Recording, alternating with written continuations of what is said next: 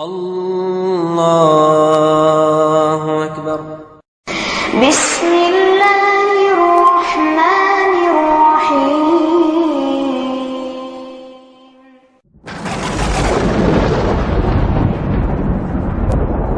اذان کا جواب دینے کی فضیلت، میں بات کو ختم کر رہا ہوں۔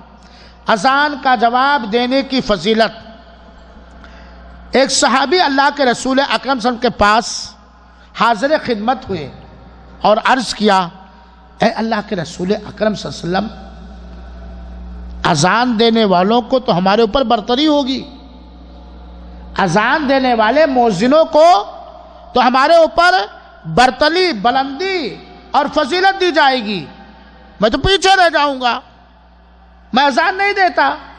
اللہ کے رسول اکرم نے فرمایا، قل کما یقولون فَإِذَا انْتَهَيْتَ فَسَلْ تُعْطَى، تم بھی ویسے ہی کہو جیسا مؤذن کہتا ہے، اور جب مؤذن کے اذان کا جواب دے لو تو اللہ تعالیٰ سے سوال کرو، مانگو، تمہیں دیا جائے گا۔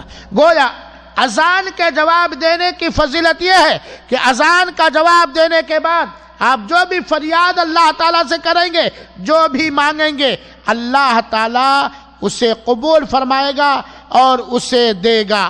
اور ایک حدیث میں اللہ کے رسول اکرم صلی اللہ علیہ وسلم نے فرمایا کہ اذان سننے کے بعد، جواب دینے کے بعد ہمارے اوپر درود بھیجو، ہمارے لیے وسیلہ مانگو، اور یہ وسیلہ جنت کے اندر ایک مقام و رتبہ ہے جو اللہ کے بندوں میں سے صرف مجھے ملے گا۔